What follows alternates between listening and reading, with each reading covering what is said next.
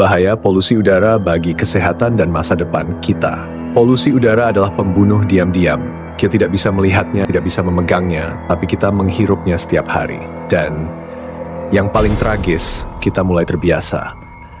Apakah kamu tinggal di Jakarta atau kota besar lainnya di Indonesia?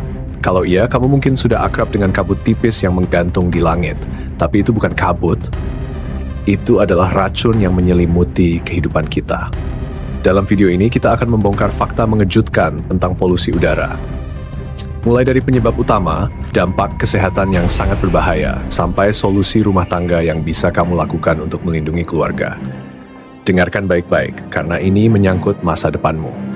Pertama, mari kita lihat asal-usul masalah ini. Apa penyebab utama polusi udara di kota-kota seperti Jakarta?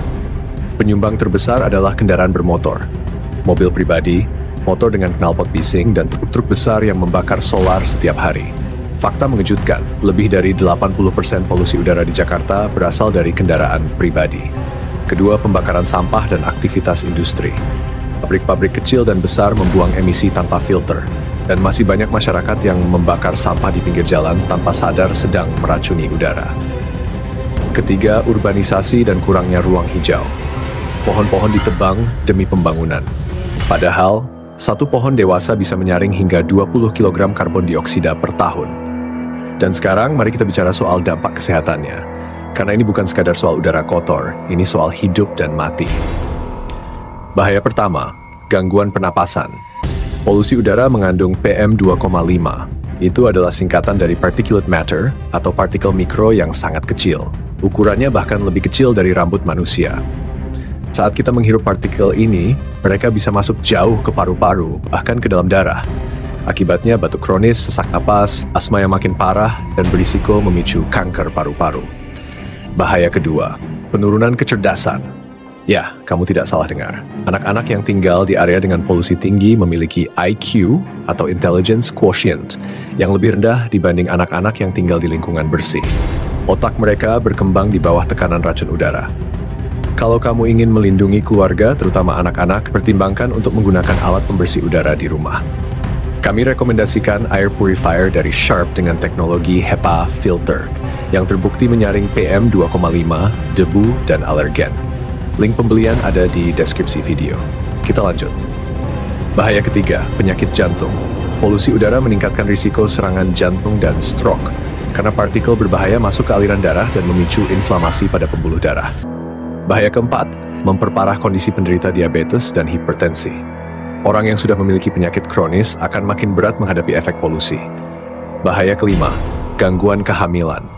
Ibu hamil yang terpapar polusi tinggi berisiko mengalami kelahiran prematur, bayi lahir dengan berat rendah, bahkan keguguran. Lalu bagaimana solusinya? Pertama, di tingkat individu, kurangi penggunaan kendaraan pribadi. Gunakan transportasi umum, sepeda, atau jalan kaki jika memungkinkan. Kedua, tanam tanaman di sekitar rumah. Pilih tanaman seperti lidah mertua, sirih gading, atau palem yang efektif menyerap polutan. Ketiga, gunakan masker berkualitas saat berada di luar rumah. Pilih masker dengan filter PM2,5. Keempat, jaga ventilasi rumah. Gunakan exhaust fan dan hindari membakar sampah di sekitar rumah. Kelima, edukasi keluarga. Anak-anak perlu tahu tentang bahaya polusi sejak dini supaya mereka tumbuh dengan kesadaran lingkungan. 6.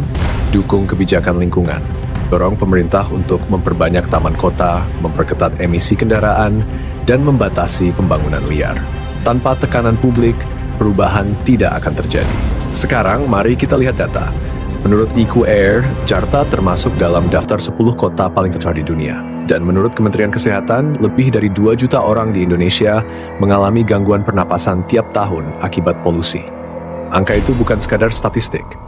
Itu adalah kita, keluarga kita, masa depan kita. Kalau kamu peduli dengan kesehatan, ini saatnya bertindak. Mulailah dari rumah sendiri, karena kalau bukan kita, siapa lagi?